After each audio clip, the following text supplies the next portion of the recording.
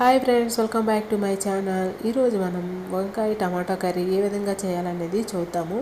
ఈ కర్రీ అనేది చాలా బాగుంటుందండి. కొద్దిగా డిఫరెంట్గా చేసాము అంటే సూపర్ ఉంటుందన్నమాట. దీని ప్రాసెస్ చూద్దామా మరి.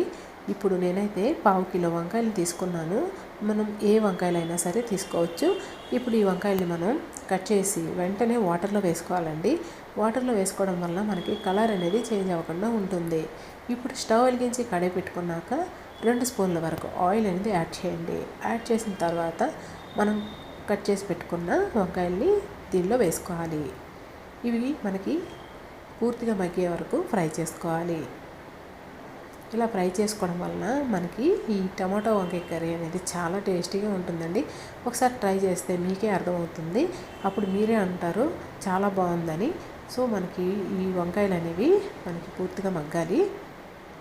ఈ విధంగా మగ్గిన తర్వాత ఇప్పుడు ఈ వంకాయల్ని మనం ఒక గిన్నెలో తీసి పక్కన పెట్టుకోండి. ఇప్పుడు అదే ఆయిల్లో మనం 1 టేబుల్ స్పూన్ వరకు పోపులు అనేవి యాడ్ చేసుకోవాలి. ఇవి కొద్దిగా ఇలా చిటపట్లాడాక దీనిలో మనం 1 ఆనియన్, 3 పచ్చిమిరపకాయలు, అలాగే కొద్దిగా కరివేపాకు అనేది యాడ్ చేసుకోవాలి. యాడ్ చేసిన తర్వాత ఇవి కలర్ చేంజ్ అయ్యే వరకు ఫ్రై చేసుకోవాలి. మనకి ఈ ఆనియన్స్ ఈ విధంగా ఫ్రై అయిన తర్వాత బాగా మగ్గిన టమాటాలు 2 కట్ చేసి వేసుకోండి.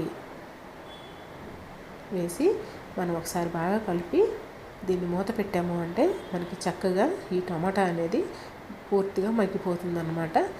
సో ఇప్పుడు మనం మూత పెట్టి కొద్దిగా సాల్ట్ వేసుకోండి. మనకి ఇలా సాల్ట్ వేసుకోవడం వలన తొందరగా మగ్గిపోతుంది. సో కొద్దిగా పసుపు కూడా వేసి ఒకసారి బాగా కలిపి మూత పెట్టుకోవాలి.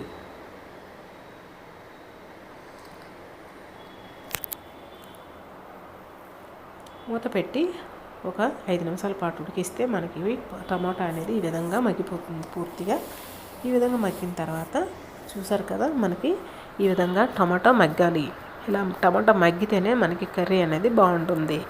ఇప్పుడు మనం ఫ్రై చేసుకున్న వంకాయ ముక్కల్ని దీనిలో వేసి ఒకసారి బాగా కలుపుకోవాలి.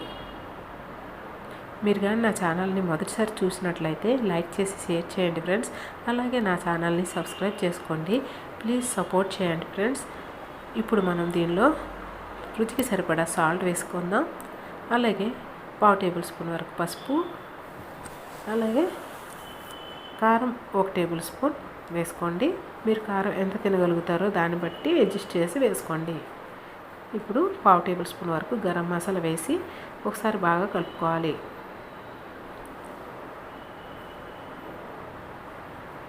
ఇలా కలిపి ఒక 2-3 నిమిషాల పాటు అలాగే ఫ్రై చేయండి.